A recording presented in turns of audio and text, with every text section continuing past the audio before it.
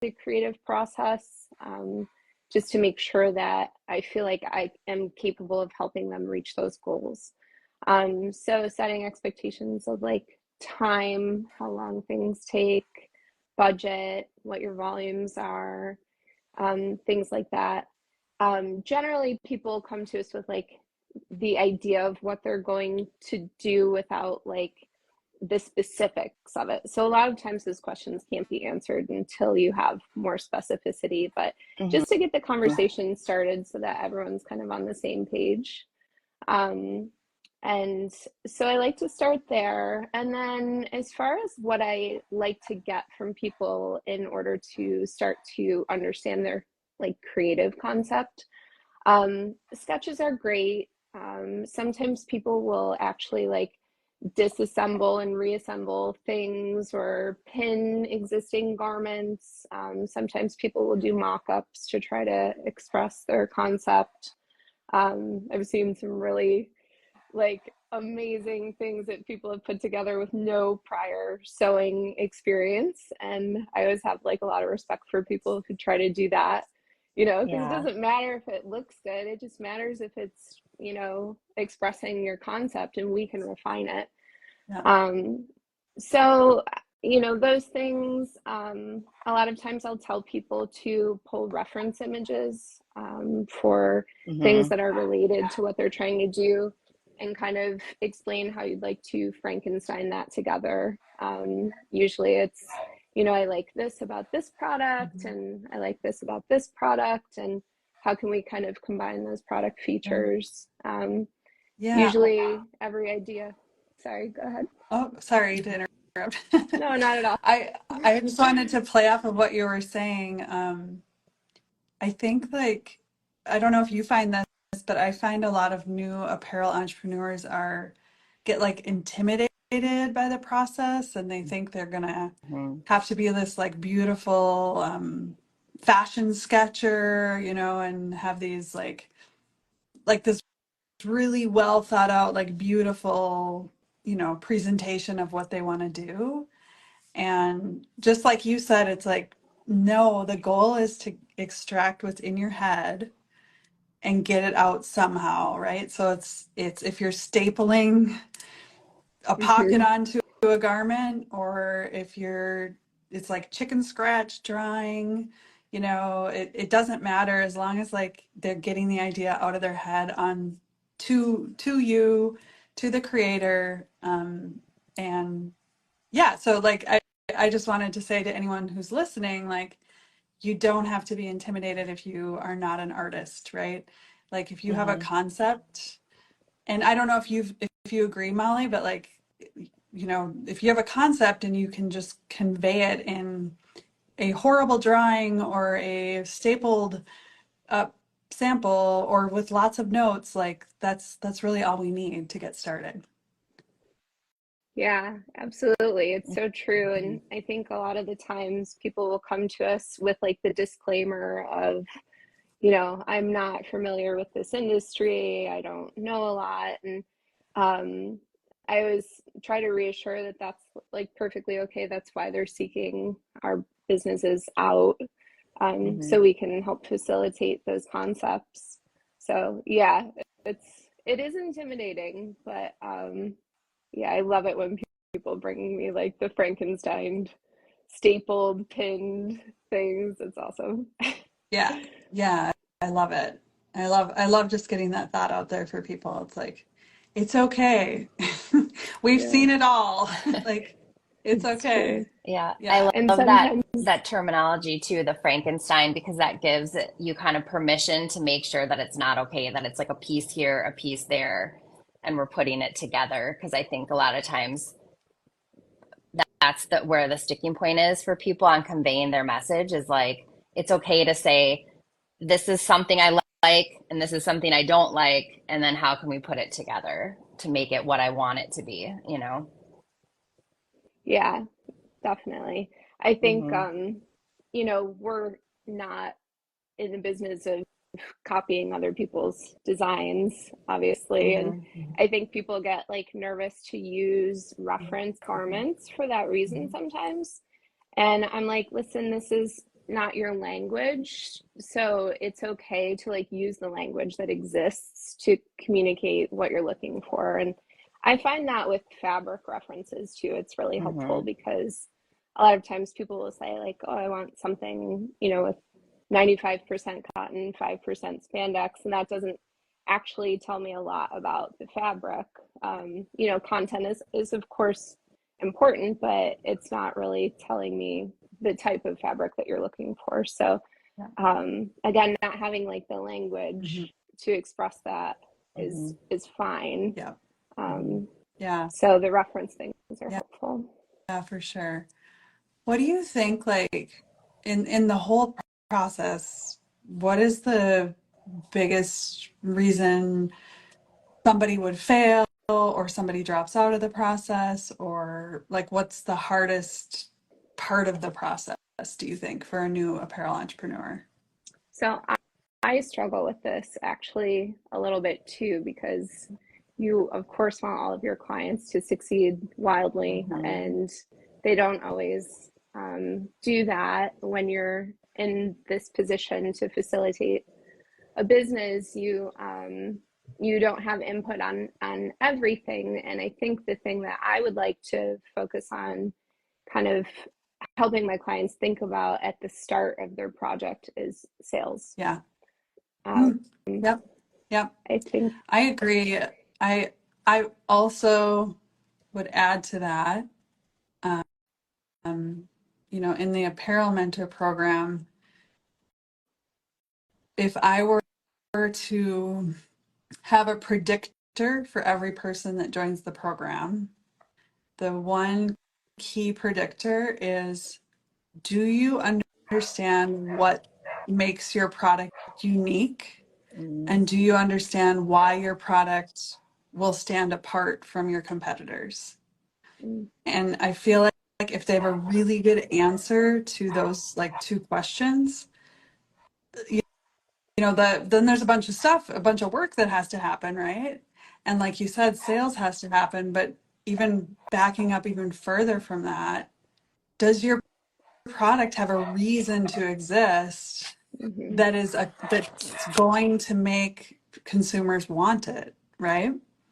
yeah, Like, and if you can define that, if that gets really well honed in and defined, then yes, you have to do sales, and yes, you have to get your development done. But there's like, that's the foundation of like good success, right? Like if they don't have that, if they're like, oh, I just want, pretty kids wear, it's like, well, there's a million brands that make pretty kids wear, right? mhm, So why are you making cute kids wear? What's different about your cute kids wear? Why, if I'm shopping and I imagine going into a children's boutique and I look at a rack and I look at your products on the rack next to the next brand on the rack, why is somebody going to choose yours over the other one? And if they can yeah, answer that, then the rest of it comes more easily, right? Like the sales come easier, the marketing comes mhm, easier, the Mm-hmm. development comes easier. Like we all have something to focus on. Um, and so, Yeah. like, yes to the sales, but again, that's kind of what, the thing I've been trying to preach lately is like, why does it exist? Why is it different? yeah. No, that's a really profound thought, Yeah. and a good way to put it, because also as an entrepreneur, like you need to know your why, so that on the hard days and on Mm-hmm. the challenges that come up, like you have a driving force that's pushing you through and making you not give up, when, because there's going to be challenges that make you want to give up. And if you believe in your why, then you're not going to as easily. And that is kind of your sales story too, like, but beyond just like selling for the sake of selling product, like why you're contributing to someone else's existence through your product. Right. um yeah, Yeah. it's got Mm-hmm. to be bigger than just like buying a shirt. Right. Yeah. Right. Yeah, Right. Right. Yeah. Yeah. I love that question where it's like, okay, it's hanging on the rack next to your competitor. Why is the person picking yours, right? Like, Mhm. even though most shopping's done online, but let's pretend it's in brick and mortar, right?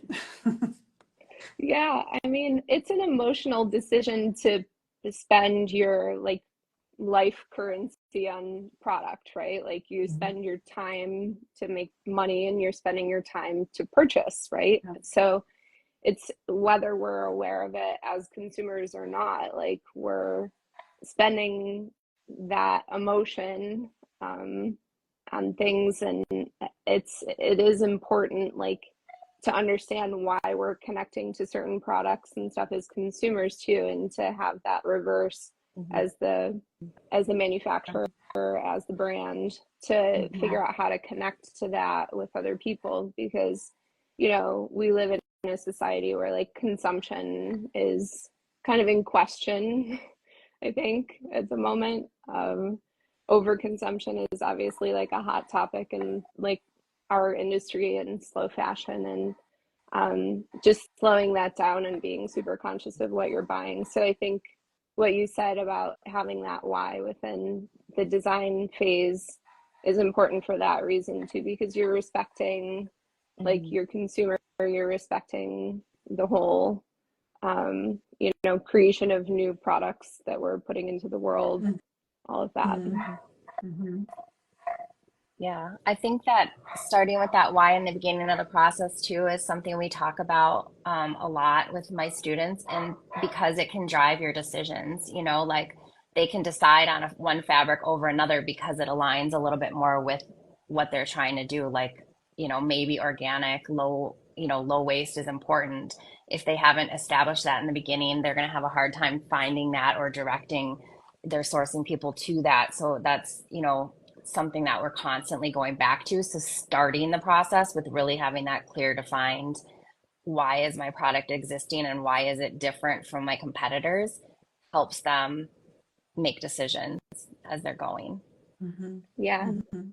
like committing to it, making it Yeah. like all a part of their every decision that they're making. Yeah, that Yeah. makes a lot of sense. And Yeah. And then and two it's, oh, go sometimes, ahead. oh, Yeah, well, I go was just ahead. going to say sometimes they're working with multiple people during their process too. And so, you know, being able to lay out that why for all of these different people keeps kind of things cohesive and making sure that they're following the path to the correct outcome. Because if you haven't told someone that, like, maybe one of your purposes for being is being organic and you haven't told that to everyone down the line, they might not, they might make a decision that kind of contradicts what you've done before. So, Right. that's, I think people don't often, they want to just jump to like, okay, I want to make these leggings. And then they're talking to people like, I need this fabric for this legging. I need it to fit like this other legging. And, and then they've forgotten to say, like, wait a minute, the reason I'm doing this is because I want to stand out in this way. And so that's kind of Mhm. like, if you haven't spent a minute really defining that and outlining those reasons for everybody you're working with, you might be taking a really wonky path. Mhm. Mhm. Yeah. And, Yeah. I think, go ahead. no, go ahead. Oh, I was just gonna say, I mean, I kind of mentioned it earlier, but going back to sales, I do sales and marketing for my own business, right? And I just know sales are way easier and marketing's way easier if that why is super defined, Mm-hmm. right? Mm-hmm. Like, and and so like it just is like so much more natural and easy of a process. You still have to hit it hard, right? You still have to get it out there, get it out there, get it out there, but the message is clear then, right? Mm-hmm. Like the message is clear, what you're doing, why you're different.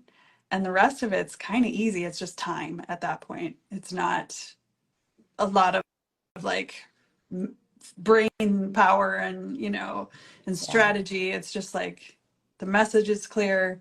We just got to get it out there. Mm-hmm. Yeah, absolutely. And I think remaining like committed through that process too, and like not losing it along the way, and understanding that there are going to be implications to your why. Like if you are committed to sustainable fabrics, like in sustainable manufacturing, you have to understand like there will be, you know, cost considerations to be had, and it is going to maybe limit your options in some ways. And so I think you have to like keep choosing and keep like almost recommitting through your whole process. So Yes. it makes a lot of sense to have like that clarity of intention at the start so that you are like just seeing it even on paper so that you can keep recommitting to it. That is Yeah. such a good point, because usually if your why is really defined and it's unique, there's a reason it doesn't exist yet. Yeah. And sometimes that reason is because it's hard, right? Right. Like it might be hard to have like whatever, you know, your vision is 100% no waste, sustainable, organic, or whatever, right? That the reason why you don't see that a lot is because it's hard. Mm-hmm. It's difficult to do, right? Mm-hmm. So back to your point, Molly, of if if you commit to it, you just have to know, oh yes, it's a lot of times it's going to be more difficult than just making any Joe Schmo t-shirt, right? With no reason. It's going to be more difficult, but again, it's going to make you unique. It's going to help it sell. It's going to give you a purpose, but it also does mean you're going to have to recommit, like you said, Molly, like, because there's going to be challenges and it's going to be more difficult because there's a reason there's not a million other brands out there doing what you're thinking about doing. Yeah, definitely. And innovation sometimes takes more time too. Exactly. Like if you're really being, that can apply to the design process too, like really taking the time to refine your designs until you really get it where it Yeah. needs to be. And, you know, if you're trying to do innovation through textiles and developing a textile or something like that, you know, those are all pretty big endeavors. So worthy endeavors, you know, just Mm-hmm. take patience. Yeah. It takes patience. Yeah. Yeah. Exactly. Well, I would suggest we kind of wrap it up, but Molly, it'd be great to like if you just kind of want to talk about your company a little bit, what you do for services, and we can talk about ours. And Yeah. if anybody else has any people watching, if you have any comments or questions, it'd be a good time to do that now. Great. Thanks, Mindy. And thanks you guys for having me. Mhm.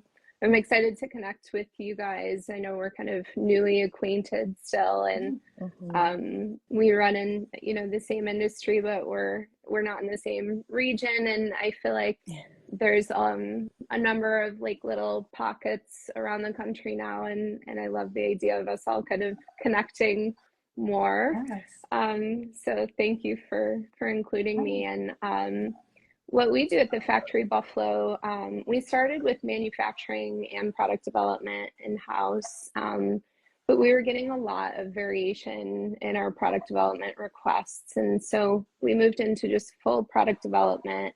And we've developed partnerships with different factories across the country now that we source our clients to once they're ready to kind of leave the nest.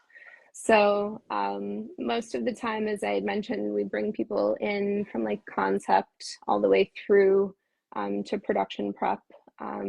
And that process is, I won't go through it in like major detail because I know I don't have the time, but on our website, thefactorybuffalo.com, under services, we like go through our step-by-step process Mm-hmm. in pretty good detail. And I offer a 20-minute complimentary client intake call that you can actually schedule directly on our website as well, where I'm happy to go over those steps for what we think your development would need to be successful.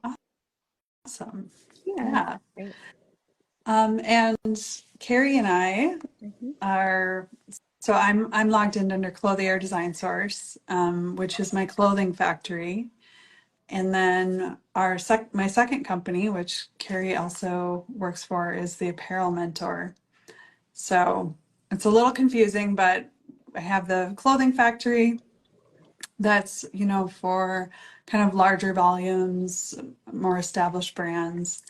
And then we have the Apparel Mentor program, that is strictly mentoring and coaching, and we don't offer any of the development services.